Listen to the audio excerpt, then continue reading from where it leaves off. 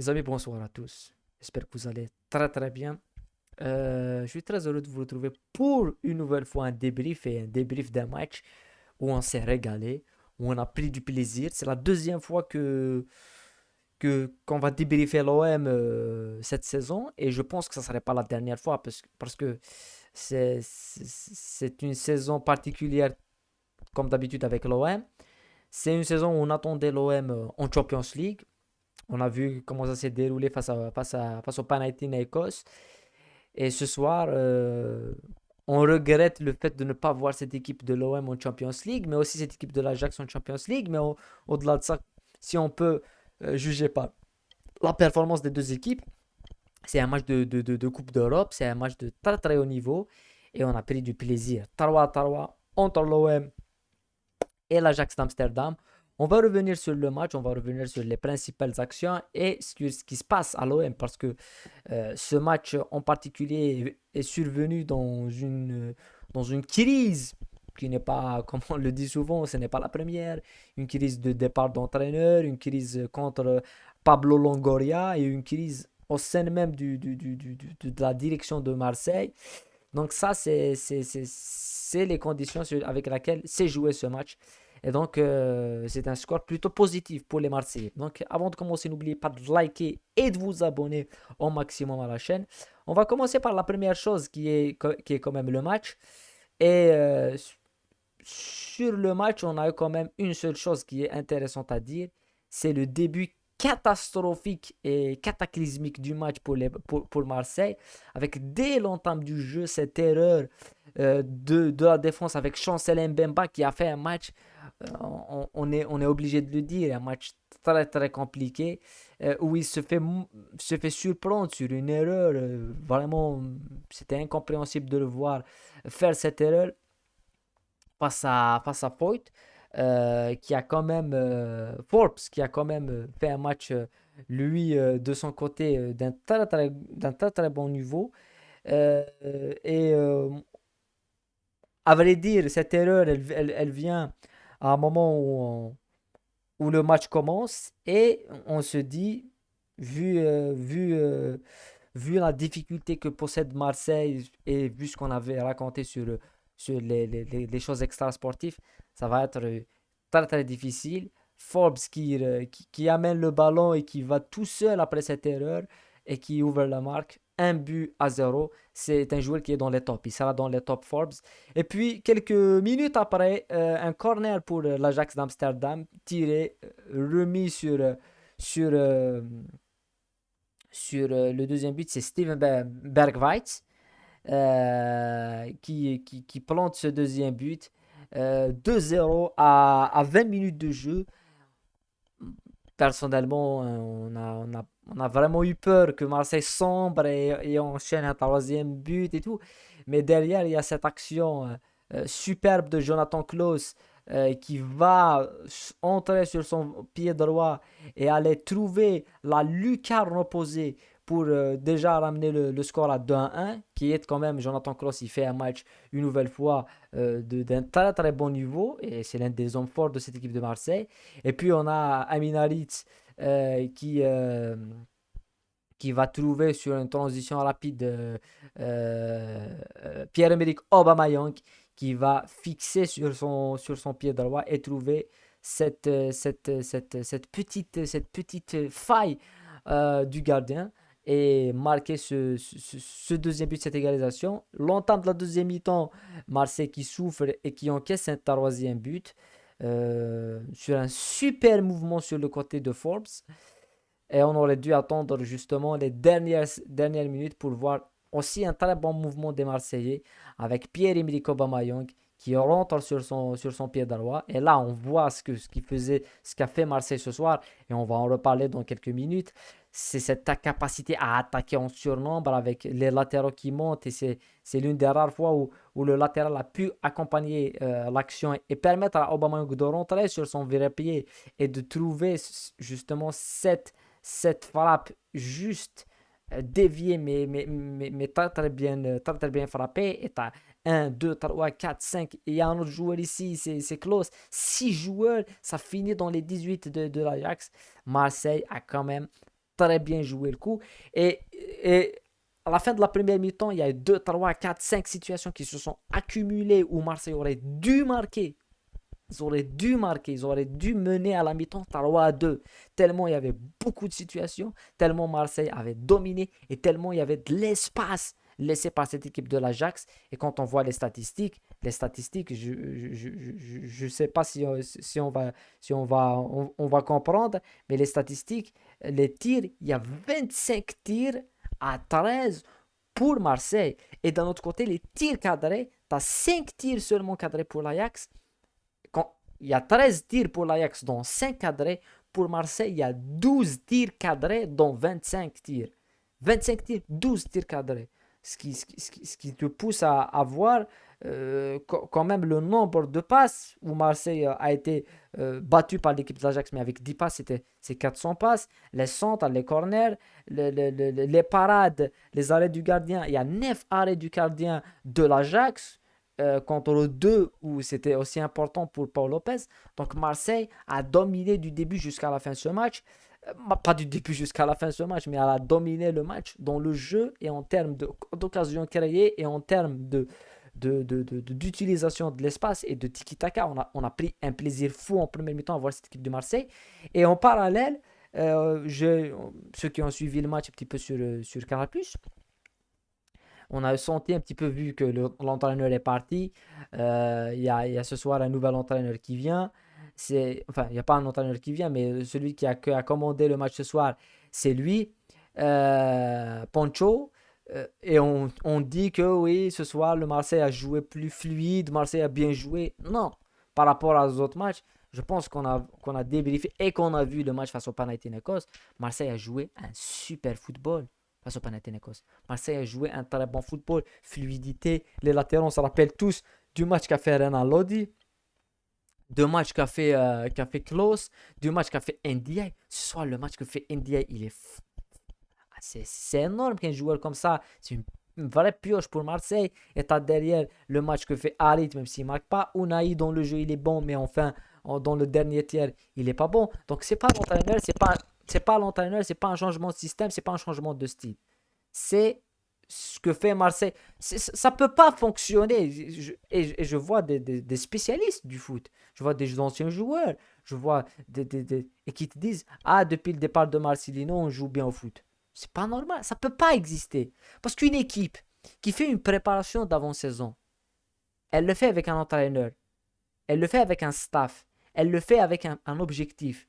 Et ils le savent tous comment ils vont jouer. Donc si tu étais l'entraîneur, oui, il y a un supplément d'âme qui va venir ou ils vont être libérés si l'entraîneur était mauvais. Mais l'entraîneur, il n'était pas mauvais. Ils n'avaient pas de conflit avec leur entraîneur, les joueurs de Marseille. Il n'y a personne qui détestait Marcelino. Et je ne suis pas en train de défendre Marcelino, d'être contre lui. Je m'en fous. C'est pas la question. La question, c'est tu ne peux pas changer de style et changer de philosophie du jour au lendemain. Euh, ils ont joué à 4-4-2, ils ont joué maintenant à 4-3-3. Non, le travail des latéraux, on le voyait avec Marcelino. On ne le voyait pas avec l'intensité qu'on a vu ce soir, parce que ce soir, je suis désolé, mais les espaces que laisse l'Ajax, ils sont immenses. L'Ajax, c'est une phase offensive bien créée, mais en milieu de terrain, il y a un vide terrible. Donc, pour moi, je pense que Marseille aurait dû gagner. C'est pour ça que je dis Marseille devait gagner ce match. Surtout après le retour du 2-2 et l'entame de la deuxième mi-temps. C'est Marseille qui devait marquer ce troisième but et non l'Ajax. Mais on va se dire que pour Marseille, il y a eu quand même beaucoup de choses à raconter. Je pense que beaucoup d'occasions ratées par Amin Harit, voilà, par tous les joueurs de Marseille. Mais ce que je veux dire, c'est qu'on a eu quand même du jeu, beaucoup de phases de jeu extrêmement bien élaborées par Marseille et par l'Ajax, mais encore plus par Marseille. Mais ce que je veux dire, c'est que dans la tête du staff, je pense qu'ils pensent déjà à ce match face au PSG. Et ce match face au PSG, c'est le match de la saison. Au-delà que ce soit un match pour le résultat, mais psychologiquement. Parce que si Marseille refait la même chose, et j'espère qu'ils ne referont pas les mêmes erreurs, parce que on va parler des tops, ce soir les tops T'as Aubameyang, qui est l'attaquant. Pour une fois que Marseille achète un attaquant, et on est vraiment assez heureux de ça. Euh, T'as NDI qui fait un match, c'est techniquement propre, récupération, transition, mais ouais, il est bon. Haritz aussi qui fait un match des passes décisives. Il est là, Amin Haritz, très très bon joueur. Rangé tout dans la compétitivité. D'un autre côté, le match que fait Bergwijn, il est bon. Le match que fait Forbes, quel match que fait Forbes! Il est vraiment somptueux. Le jeune ailier de l'Ajax. Et Taylor aussi qui fait un bon match. Mais sinon, les défenses, les flops, c'est les défenses. Chancel Mbemba, c'était un match catastrophique. Gigo, pris de vitesse à tous les coups. Hatz, qui a quand même pris un carton rouge, je pense. Côté Ajax, c'est Vos qui a pris un carton rouge. Donc, à un certain moment, je veux bien que Marseille nous refait la même sauce et ils ne vont pas la refaire. Ils vont pas refaire, ils vont pas laisser le nombre d'espace aux attaquants du PSG le dimanche. Parce qu'ils savent que si tu laisses beaucoup d'espace au PSG, ils ont des joueurs qui vont vite, ils vont les prendre dans la profondeur et ça va être très très compliqué pour eux. Mais je vois un groupe, je vois tellement de talent dans cette équipe et on l'a vu ce soir, que c'est pas normal que Marseille ne fasse pas quelque chose. On a vu la saison passée Lens. Lens qui était une très très bonne équipe, qui a tenu tête au PSG, euh, et qui était une équipe qui a tenu tête, qui jouait même le titre à un certain moment, hein. Ils étaient deuxième. Et on se disait tous, la saison d'avant, il y avait Lille qui gagnait le titre. La saison d'avant, il y avait aussi PSG et tout. Mais il y a toujours une équipe comme Monaco, comme Lille, comme Rennes, qui gêne le PSG et qui souvent tient tête au PSG. Et comme on l'a vu, Monaco, ils ont gagné le titre déjà. Lens, Lille, ils ont déjà gagné un titre face au PSG. Et Lens à la saison. Donc, qu'est-ce qui empêche Marseille de faire la même chose? Qu'est-ce qui les empêche? Ou au moins de finir deuxième, troisième, deuxième. Ils peuvent pas. Avec cet effectif, avec tous ces talents. Ce qu'il faut à Marseille, c'est une stabilité de l'environnement de Marseille. Et le problème, c'est ça. On a parlé il y a 2 saisons, les problèmes de la commanderie, des ultras qui tabassent tout et n'importe quoi. Et on parlait, non, il fallait. Le problème, c'était Saint-Pauli, le problème, c'était même avant, le problème, c'est la Brune, le problème, c'est Hérault, là, le problème, c'est Longoria. Non. Jamais le problème, c'est l'environnement de Marseille. Le problème, c'est toujours les présidents, c'est toujours. Alors que je pense, oui, Longoria, il a une marge. Il a une responsabilité immense. Parce que chaque saison, ils vont 20 joueurs, ils ramènent 20 joueurs. Tu ne peux pas gagner des titres comme ça. Chaque saison, on se dit, ah, Marseille, ils ont une bonne équipe. Mais chaque saison, elle change. C'est pas normal. Donc, j'aimerais bien que, pour une fois, à Marseille, on laisse tout de côté. Si Longoria doit partir, il va partir. Si tel entraîneur va partir, bah, ça c'est sûr. Mais le groupe, je parle bien des joueurs, ils doivent rester. Tout. Unai, Ndiaye, Aubameyang, Haritz, Klose, Lodi, Valentin Rongier, Vertu, dans l'axe. Cette équipe, elle a une colonne vertébrale et elle a certainement une phase offensive avec les joueurs qu'on vient de citer. C'est du pur talent et on l'a vu, du pur talent et c'était quand même la tiki-taka. Tu te tiens, tu vas, passe profondeur, remise, triangle. On prend du plaisir. Et on l'a vu face au Panathinaikos. Je reviens toujours au match de Panathinaikos parce que l'élimination était injuste pour Marseille. Et ce soir, ils devaient gagner. Donc je pense que Marseille doit être autour de tout ça. Mais malheureusement, c'est pas le cas parce que la saison passée, on se souvient, Marseille n'a même pas commencé la saison sur un match amical. Dans un match amical, on siffle Tudor. Et derrière, il fait une saison correcte, Tudor.